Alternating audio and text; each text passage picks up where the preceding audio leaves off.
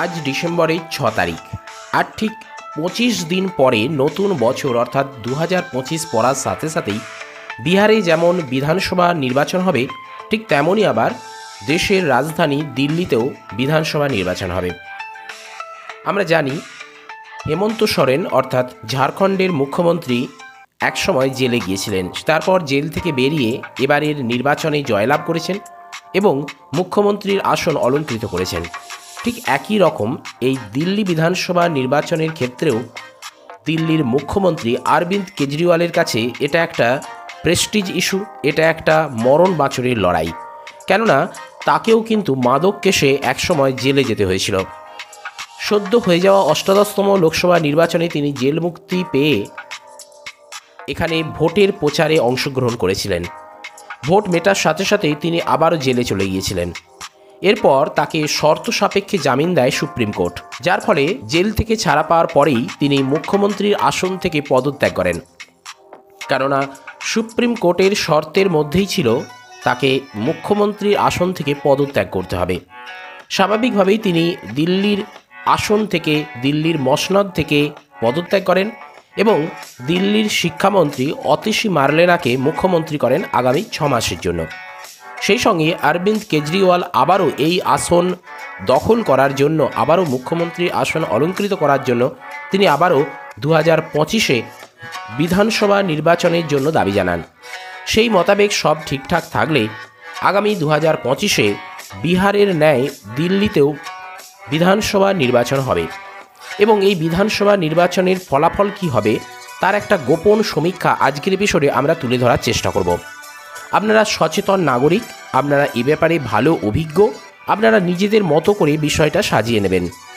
তবে একটা কথা বলবো, এই দিল্লি বিধানসভা নির্বাচনের ফলাফলটা যদি আমাদেরকে যাচাই করতে হয়, এই ফলাফল সম্পর্কে আমাদেরকে যদি একটা ধারণা তৈরি করতে হয়, একটা পাকাপোক্ত কনফিডেন্স তৈরি করতে হয়, তাহলে কিন্তু এবারের যে লোকসভা নির্বাচন, এবারের যে উপনির্বাচন, সবগুলোকেই কিন্তু আমাদেরকে ভালোভাবে পর্যবেক্ষণ করতে হবে।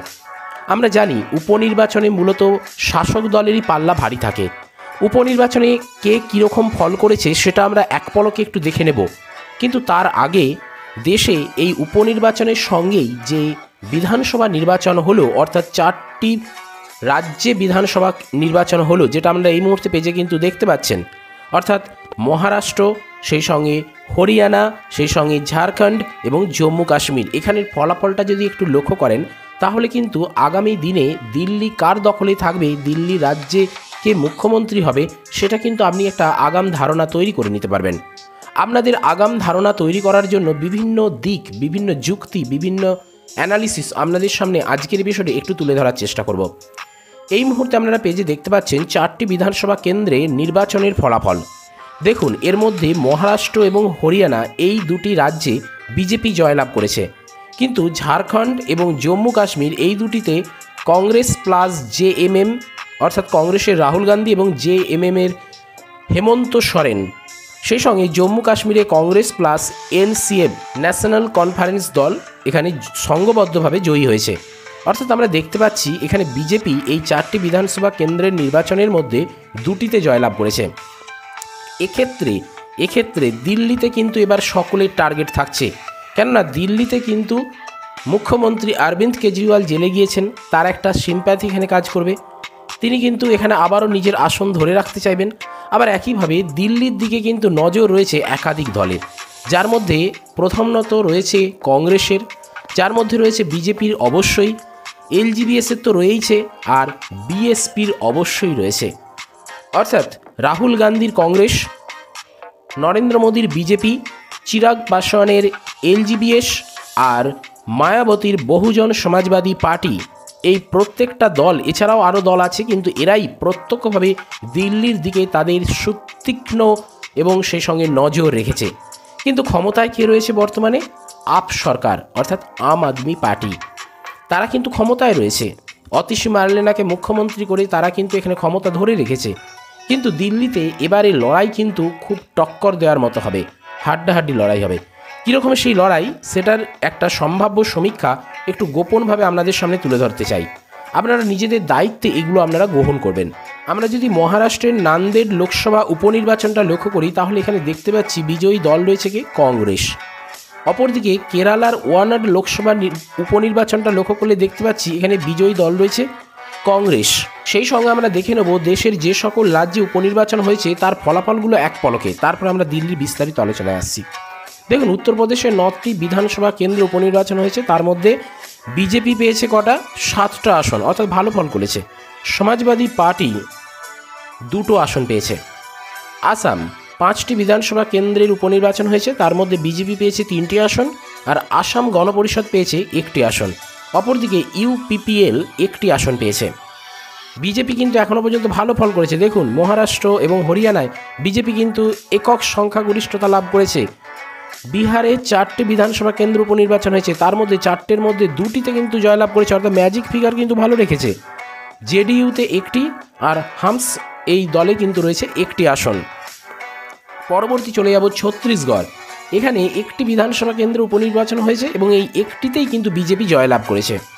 নেক্সট, গুজরাটে 1টি বিধানসভা কেন্দ্র রয়েছে এবং একটিতেই বিজেপি জয়লাভ করেছে। কর্ণাটক রাজ্যের যদি একটু লক্ষ্য করি তাহলে কর্ণাটকে 1টি বিধানসভা কেন্দ্র উপনির্বাচন হয়েছে এবং একটিতেই কংগ্রেস জয়লাভ করেছে। কর্ণাটকে কিন্তু বিজেপি জয়লাভ করতে পারেনি। কেরালা 2টি বিধানসভা কেন্দ্র রয়েছে এবং কেরালায় দেখুন সিপিআইএম এখানে 1টি আসন পেয়েছে, কংগ্রেস এখানে 1টি আসন পেয়েছে, অর্থাৎ কেরালায় কিন্তু সিপিআইএম এবং কংগ্রেসের মধ্যে হাড্ডাহাড্ডি লড়াই হয়ে গেছে। নেক্সট, মেঘালয় 1টি বিধানসভা কেন্দ্র উপনির্বাচন হয়েছে এবং বিজয়ী দল হয়েছে ন্যাশনাল পিপলস পার্টি অর্থাৎ এনপিপি। পাঞ্জাবের দিকে তাকালে দেখতে পাচ্ছি 4টি বিধানসভা কেন্দ্র উপনির্বাচন হয়েছে, যার মধ্যে 4টির মধ্যে 3টি আসনে জয়লাভ করেছে আপ সরকার অর্থাৎ আম আদমি পার্টি অরবিন্দ কেজরিওয়ালের, আর কংগ্রেস পেয়েছে 1টি আসন। অ্যাকচুয়াল আম আদমি পার্টি দিল্লি এবং পাঞ্জাবেই তাদের একাধিপত্য রয়েছে, অন্যান্য রাজ্যে তাদের আসন নেই বললেই চলে। নেক্সট, রাজস্থানে 7টি বিধানসভা কেন্দ্র উপনির্বাচন হয়েছে এবং এই 7টির মধ্যে বিজেপি পেয়েছে 5টি আসন, কংগ্রেস 1টি আসন আর বিএপি পেয়েছে 1টি আসন। দেখুন, রাজস্থানে বিজেপি কিন্তু খুব ভালো ফল করেছে। আমরা আমাদের রাজ্যে অর্থাৎ পশ্চিমবঙ্গে বিজেপির করুণ অবস্থা দেখে ভাবি যে বিজেপি হয়তো গেল বলে, কিন্তু অন্যান্য রাজ্যে বিজেপির যেভাবে জয় জয়কার, সেক্ষেত্রে ব্যাপারটা কিন্তু আমাদেরকে অনেকটা ভাবিয়ে তুলছে। আমাদের রাজ্যেও যে পরিবর্তন আসবে না এটা কিন্তু জোর গলায় বলা যায় না। সিকিমের দিকটা লক্ষ্য করুন, 2টি বিধানসভা কেন্দ্রে এবারে উপনির্বাচন হয়েছে, কিন্তু উপনির্বাচন পার্টিকুলার হয়নি, কেননা সিকিম ক্রান্তিকারী মোর্চা 2টি আসনেই কিন্তু বিনা প্রতিদ্বন্দ্বিতায় জয়লাভ করেছে। নেক্সট, উত্তরাখণ্ডে 1টি বিধানসভা কেন্দ্রে উপনির্বাচন হয়েছে এবং তাতে জয়লাভ করেছে বিজেপি অর্থাৎ ভারতীয় জনতা পার্টি। পশ্চিমবঙ্গে 6টি বিধানসভা কেন্দ্রে উপনির্বাচন হয়েছে, এটা তো আর বলার অপেক্ষা রাখে না। পশ্চিমবঙ্গে 6টি বিধানসভা কেন্দ্রে 6টিতেই জয়লাভ করেছে টিএমসি অর্থাৎ তৃণমূল কংগ্রেস। আমরা এবার দিল্লি বিধানসভা কেন্দ্রের দিকে লক্ষ্য রাখব। এই রাজ্যে মোট বিধানসভা আসন রয়েছে 70টি, তাহলে সেক্ষেত্রে ম্যাজিক ফিগার 35 কিংবা 36-এর মতো যদি আসন জয়লাভ করা যায় তাহলে কিন্তু এখানে একক সংখ্যাগরিষ্ঠতা এবং সেই সঙ্গে দিল্লির মুখ্যমন্ত্রীর আসন অধিকার করা যায়। কিন্তু এখানে যে ম্যাজিক ফিগার 35-36 সেটাই কিন্তু সব নয়, কেননা এখানে তো 2টি দলের মধ্যে হচ্ছে না, একাধিক দল রয়েছে। কি দল রয়েছে তাদের মধ্যে গুরুত্বপূর্ণ দলগুলো যারা সামনের সারিতে রয়েছে সেগুলো আমাদের একটু আগেই দেখালাম। তাহলে সেক্ষেত্রে কেবল যে যারা জয়লাভ করবে তারাই যে এককভাবে সমস্ত ভোট পাবে আর দ্বিতীয় যারা বিরোধী দলের মর্যাদা পাবে তারাই যে দ্বিতীয় স্থানে থাকবে আর বাকিরা যে কোনো ভোট পাবে না এমনটা নয়, তারাও 1-2 করে আসন পাবে। তাহলে এখানে 35 বা 36 ম্যাজিক ফিগার থাকলেও এটা কিন্তু তোলা মোটেই সম্ভব নয়। সম্ভব নয় বললে ভুল বলা হবে। যদি এমন হয় ঐতিহাসিক জয়লাভ করে, হতেই পারে রেকর্ড জয়লাভ হয়, রেকর্ড ভোটে জয়লাভ, তাহলে সেক্ষেত্রে কিন্তু এই ম্যাজিক ফিগার 35-36ও চলে যেতে পারে, কিন্তু এর থেকে অনেকটাই কম থাকবে। তবুও বিভিন্ন রাজনৈতিক দল যারা জয়লাভের আশা রাখেন তারা কিন্তু টার্গেট এই 70টির মধ্যে 35 বা 36-এর দিকে টার্গেট করেই কিন্তু নামেন। আমরা দেখেছি নরেন্দ্র দামোদর দাস মোদীকে 2024-এর 18তম লোকসভা নির্বাচনের প্রচারে কিন্তু বারংবারই বলতে শুনেছিলাম আব কি বার 100 পার, তাই তো এবারে কিন্তু সেরকমই টার্গেট নিয়ে তারা নামে। 2019-এর লোকসভা নির্বাচনের ফলাফলটা যদি আমরা একটু লক্ষ্য করি, দিল্লি বিধানসভা নির্বাচনের ক্ষেত্রে এখানে দেখুন আপ সরকার পেয়েছে 62টা আসন, অর্থাৎ আম আদমি পার্টি। আমরা 70টার মধ্যে ম্যাজিক ফিগার ধরছিলাম 30-35, কিন্তু এখানে ঐতিহাসিক জয়লাভ হয়েছিল। এখানে অরবিন্দ কেজরিওয়াল দেশের কনিষ্ঠতম মুখ্যমন্ত্রী হিসেবে আসন অলঙ্কৃত করেছিলেন এই 62টা আসন পেয়ে 70টির মধ্যে। সেক্ষেত্রে বিজেপি বিরোধী দলের মর্যাদা পেয়েছিল মাত্র 8টি আসনে জয়লাভ করে।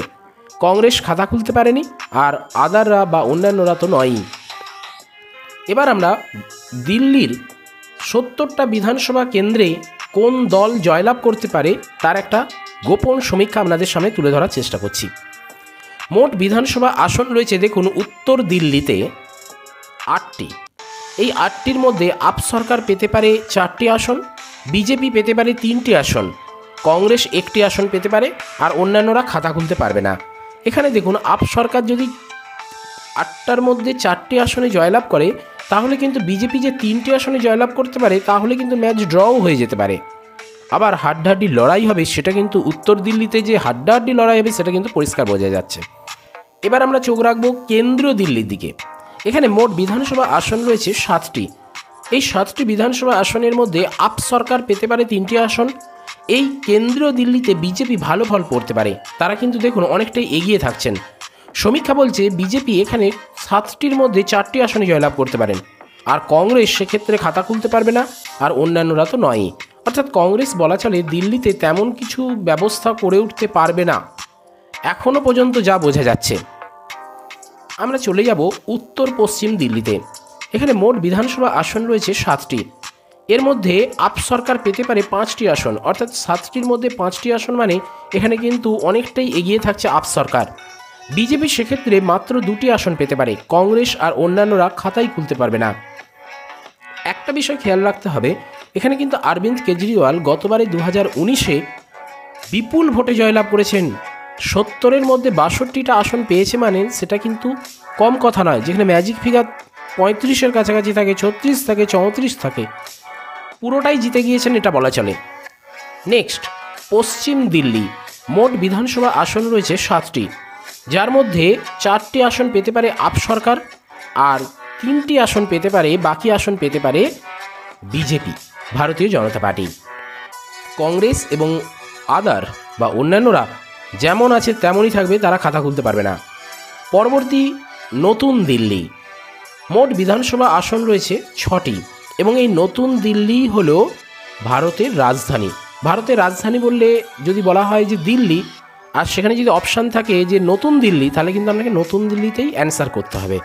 আপনাকে যদি বলা হয় যে ভারতের রাজধানীর নাম কি, আপনাকে বলতে হবে নতুন দিল্লি।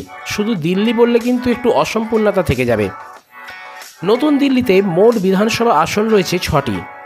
এই 6টি বিধানসভা আসনের মধ্যে আপ সরকার পেতে চলেছে 2টি আসন, এবং এখানে নতুন দিল্লিতে বিজেপি এগিয়ে থাকবে, কেননা এখানেই তো প্রধানমন্ত্রীর বাসভবন, এখানেই তো রাজধানী, আর রাজধানী তো দিল্লি, নতুন দিল্লি নরেন্দ্র মোদীর হাতে রয়েছে। স্বাভাবিকভাবেই এখানে বিজেপির কিন্তু প্রভাব খুব বেশি থাকবে, জোরদার প্রভাব থাকবে। সেক্ষেত্রে 4টি আসন পেতে পারে 6টির মধ্যে, অর্থাৎ নতুন দিল্লি এক কথায় বলা চলে বিজেপির হাতেই থাকছে। সেক্ষেত্রে কংগ্রেস অন্যান্যরা কিন্তু খাতাই খুলতে পারবে না। চলে যাব দক্ষিণ পশ্চিম দিল্লিতে। এখানে মোট বিধানসভা আসন রয়েছে 7টি, এবং এই দক্ষিণ পশ্চিম দিল্লিতে কিন্তু আপ সরকার অর্থাৎ আম আদমি পার্টি কিন্তু অনেকটা এগিয়ে থাকছেন। এখানে অরবিন্দ কেজরিওয়াল 4টি আসনে জয়লাভ করতে পারেন। সেক্ষেত্রে বিজেপির পাওয়ার সম্ভাবনা রয়েছে 2টি আসন, তবে একটা আসন কেটে নিতে পারে কংগ্রেস, কেননা দক্ষিণ পশ্চিম দিল্লিতে কংগ্রেসের একটা বিশেষ মার্জিন আছে। সেই জায়গা থেকে তাদের এবারে একটা আসন পেলেও পেতে পারে, তারা এখানে খাতা খুলতে পারে, কিন্তু অন্যান্যরা এখানে খাতা খুলতে পারবে না, বা অন্যান্য দল বা আদার যারা থাকছেন। পরবর্তী রয়েছে উত্তর পূর্ব দিল্লি, যেখানে মোট বিধানসভা আসন রয়েছে 7টি। এই 7টির মধ্যে আম আদমি পার্টি পেতে পারে 3টি আসন, ভারতীয় জনতা পার্টি পেতে পারে 3টি আসন, অর্থাৎ এখানে কিন্তু হাড্ডাহাড্ডি লড়াই হবে 2 দলের মধ্যে। অপরদিকে কংগ্রেস 1টি আসন পেতে পারে, সেক্ষেত্রে অন্যান্যরা এখানে খাতাই খুলতে পারবে না। চলে যাব দক্ষিণ দিল্লিতে। এখানে মোট বিধানসভা আসন রয়েছে 5টি, যার মধ্যে আপ সরকার পেতে পারে 4টি আসন, অর্থাৎ দক্ষিণ দিল্লি কিন্তু এক কথায় আপ সরকারের অধীনেই থাকছে। সেক্ষেত্রে বিজেপি একটা আসন পেয়ে তাদেরকে সন্তুষ্ট থাকতে হতে পারে। কংগ্রেস এবং অন্যান্যরা খাতা খুলতে পারবে না। অর্থাৎ আমরা এই যাবৎ যতটা বুঝতে পারছি, দিল্লিতে বিধানসভা নির্বাচনে টোটাল লড়াইটাই কিন্তু হবে আপ সরকার অর্থাৎ আম আদমি পার্টি এবং ভারতীয় জনতা পার্টি এএপি এবং বিজেপির মধ্যে। শাহাদার দিল্লি, দেখুন এই শাহাদার যে আসনটা রয়েছে, এই যে দেখুন শাহাদার, এখানে 5টা বিধানসভা আসন রয়েছে, যার মধ্যে আপ সরকার পেতে পারে 3টি আসন, বিজেপি 1টা আসন এবং বাকি 1টা আসন কেটে নিতে পারে কংগ্রেস। তারা 1টা আসন পেতে পারে, সেরকম সম্ভাবনা রয়েছে, সমীক্ষা সেটাই বলছে। অন্যান্যরা খাতা খুলতে পারবে না, অর্থাৎ শাহাদারও কিন্তু আপ সরকারেরই থাকছে। উত্তর পূর্ব দিল্লি, যেখানে মোট বিধানসভা আসন রয়েছে 5টি, এই 5টি বিধানসভা আসনের মধ্যে আম আদমি পার্টি পেতে পারে 3টি আসন, বিজেপি সেক্ষেত্রে 2টি আসন পেতে পারে। তবে এখানে 2টি আর 3টি থাকলেও এখানে কিন্তু ব্যবধান খুব বেশি নেই এবং লড়াই কিন্তু জোরদার হবে। পূর্ব দিল্লি, মোট বিধানসভা আসন রয়েছে 6টি, যার মধ্যে আম আদমি পার্টি পেতে পারে 3টি আসন, বিজেপি পেতে পারে 3টি আসন, অন্যান্যরা খাতা খুলতে পারবে না। কিন্তু পূর্ব দিল্লিতে এই বিজেপি আর আম আদমি পার্টি কেউ কাউকে 1 ইঞ্চি জমি ছাড়বে না, তাদের মধ্যে মরণ বাঁচনের লড়াই থাকবে। এখানে দেখুন 3টি আসন পেতে পারে, তাই এখানে লড়াই যে কতদূর এগোবে সেটা কিন্তু আগে থেকে বলা যায় না, আমাদেরকে অপেক্ষা করতে হবে। এখনও অনেক দেরি আছে, সময় আছে, তার মধ্যে রাজনৈতিক পালাবদল কিভাবে পরিবর্তন হয় সেদিকে আমাদেরকে লক্ষ্য রাখতে হবে। আমরা যদি টোটাল 70টা বিধানসভার ফলাফল একটু আপনাদের সামনে তুলে ধরার চেষ্টা করলাম, অ্যানালিসিস করার চেষ্টা করলাম, সেক্ষেত্রে টোটাল 70টা বিধানসভা আসনের যদি সম্ভাব্য ফলাফলের দিকে একটু তাকাই, তাহলে দেখতে পাচ্ছি এখানে আপ সরকার, আমি শুধু 3 লিখেছি, এখানে হবে 38টি, কেননা আপনারা নিজেরাও হিসাব করেছেন কিনা তার জন্য আমি এখানে কিন্তু একটু ফাঁকা রেখেছি। তারা 38টা আসন পেতে পারে, অর্থাৎ আপ সরকার এখানে কিন্তু তারা অনেকটা কমিয়ে ফেলতে পারে, কেননা বিজেপি কিন্তু এখানে বিশেষ গুরুত্বপূর্ণ প্রভাব ফেলছে, জনপ্রিয়তা অর্জন করতে চলেছে, তাদের এখানে কিন্তু ভোটের ব্যাংক পূর্ণ হতে চলেছে। সেক্ষেত্রে এখানে তারা জয়লাভ অবশ্যই করবে আপ সরকার বা আম আদমি পার্টি, এবং তার বিভিন্ন কারণ আছে, সে কারণের কথা বলছি। কিন্তু বিজেপিও এখানে একেবারে যে পিছিয়ে থাকবে তা কিন্তু নয়, তারা এখানে 3টি নয় বরং তারা এখানে 28টা আসনে জয়লাভ করতে পারে, অর্থাৎ আপ সরকার যেখানে 38, সেখানে বিজেপি এখানে 28টি আসনে জয়লাভ করতে পারে। এবং কংগ্রেস সেক্ষেত্রে আপনারা যদি হিসাব করেন তাহলে দেখতে পাবেন এখানে 4টি আসনে জয়লাভ করতে পারে, আর অন্যান্যরা এখানে 0কে 0ই থাকবে।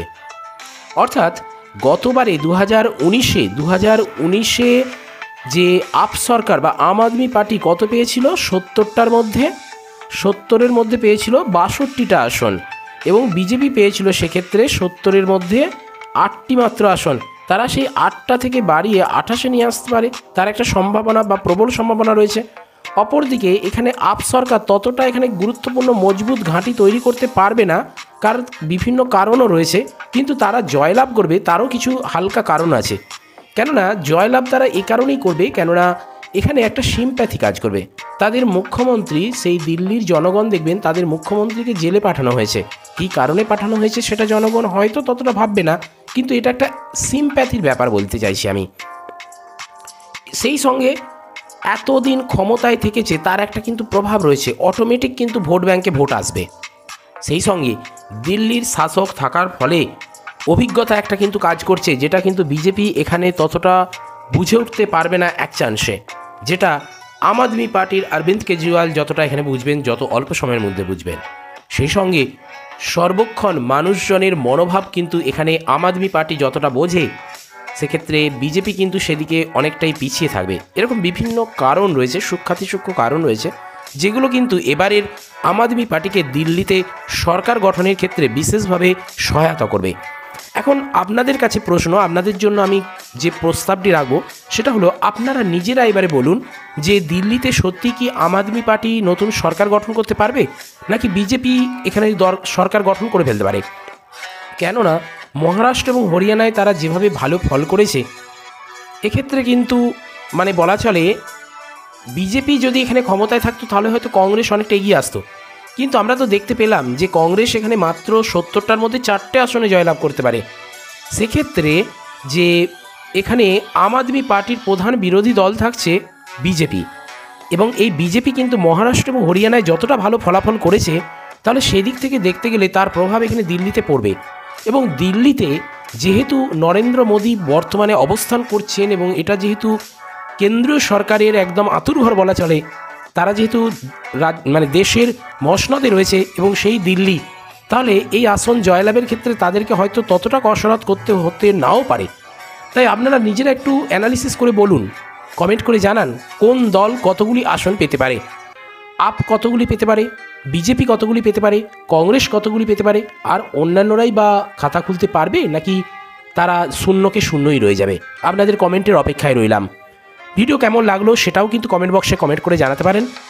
ভিডিও ভালো লাগলে লাইক করবেন, পরিচিতের সাথে শেয়ার করবেন যদি ইনফরমেটিভ মনে হয়।